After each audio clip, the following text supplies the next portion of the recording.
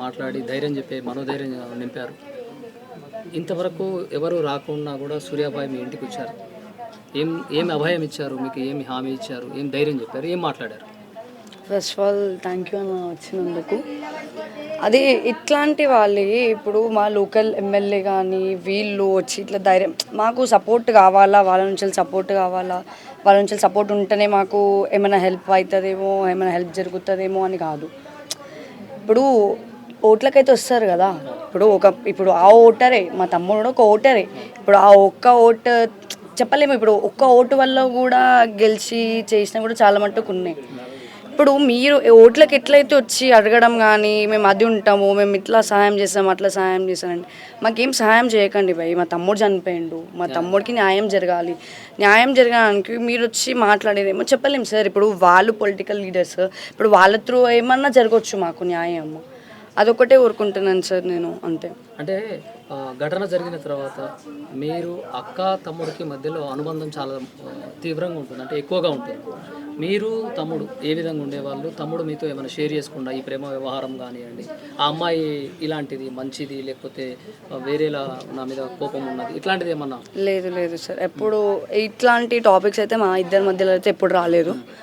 Last year ఏమంటారు 1 year back ఇట్లా వాళ్ళ బాబు వచ్చి చెప్పినాడు, ఏమైనా ఇంటికి వచ్చి మాట్లాడినాడు. అప్పుడే తెలిసింది నాకు కూడా ఇట్లా ఇట్లా అని చెప్పి. తర్వాత నేను కూర్చోబెట్టి మాట్లాడితే ఏమన్నారంటే, లేదు ఇంకా నేను కూడా వదిలేసుకుంటా, ఎందుకు నా వల్ల మీకు ప్రాబ్లం, అటు ఆ అమ్మాయికి ప్రాబ్లమ్, నేనే ఏమంటారు గమ్మున అయిపోతా, నేను చదువుకోవడం వీటి మీద కాన్సన్ట్రేట్ చేస్తా అని చెప్పినాడు, అంతే తప్ప ఇంకా తర్వాత కూడా మా ఇద్దరి మధ్యలో ఎప్పుడూ ఆ పిల్ల గురించి టాపిక్ అయితే రాలేదు. స్థానికులను అడిగితే ఏమన్నారంటే మధ్యలో మాటలే లేవు, అయినప్పుడు ఈ మధ్యనే ఈ ఫోన్ కాల్లో ఒకటేసారి మాట్లాడాడు, తర్వాత ఇలా ప్లాన్ చేస్తున్నారని కూడా ఒక ఆడియో కాల్ రిలీజ్ అయింది. ఈ ఆడియో అది తను కాల్ చేసిందంట తమ్ముడికి.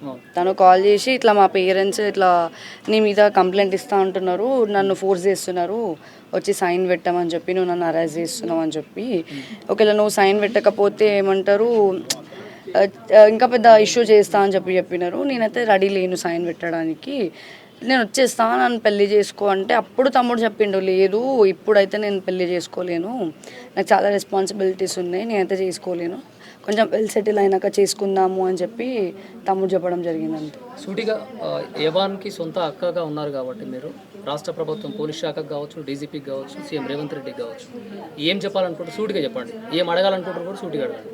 ఒకటి సార్, మా తమ్ముడికి అయితే జస్టిస్ కావాలా. వాళ్ళు మా తమ్ముడిని ఎంత బ్రిచువల్గా మర్డర్ చేసినారో అట్లాంటి వాళ్ళని మాత్రం బయటికి అయితే రానియొద్దు. వాళ్ళకి లాంగ్ టర్మ్ పనిష్మెంట్ ఇస్తారా, లేకపోతే వాళ్ళని ఉరి తీస్తారా? అట్లాంటి వాళ్ళు బతికినా కూడా మన సమాజానికి ఏం లాభం లేదు. వాళ్ళ త్రూ ఒకడు వెళ్ళిపోవడమే తప్ప వాళ్ళ త్రూ ఒకడు బతికిండు, వాళ్ళ త్రూ ఒకరికి హెల్ప్ అయింది అనేది అయితే ఏది లేదు. వాళ్ళకి ఎట్లా అయిపోయింది అంటే, మాకు చాలా పలుకుబడి ఉంది, ఇప్పుడు రేపటి దిన మేము అత్తయ్య చేసినా ఏది చేసినా కూడా మేము ఒక 2 months 3 months ఉండి మళ్ళీ బయటికి వచ్చేస్తాము, మళ్ళీ ఇంకొకడు అట్లా వాళ్ళకి అలవాటు అయిపోయింది. ఇది మా తమ్ముడిది ఏం ఫస్ట్ కేసు కాదు, వాళ్ళకి ఈ మధ్యలో కూడా చాలా ఉంది, అది కూడా మాకు తెలియదు. మొన్న మేము పిఎస్లో ఇట్లా తమ్ముడిది ఇన్సిడెంట్ అయినప్పుడు వాళ్ళ రికార్డ్స్ అన్నీ పోలీసులు చూపించి మాట్లాడడం జరిగింది. మళ్ళీ వాళ్ళ ఇంటికాడ కూడా ప్రతి ఒక్కరితో గొడవ పెట్టుకునే వాళ్ళంట అక్కడ. సో అట్లా వీళ్ళ బ్యాక్గ్రౌండ్ ఇద్దా అని చెప్పి మా తమ్ముడు చనిపోయినాక మాకు తెలిసింది. నేను అదే అడుగుతున్నాను, పోలీస్ వాళ్ళకి కానీ లేకపోతే రేవంత్ రెడ్డి సార్కి కానీ ఎవరికైనా సరే మా తమ్ముడికి న్యాయం జరగాలి, మా తమ్ముడికి జస్టిస్ కావాలి, అదొకటి కోరుకుంటున్నాను.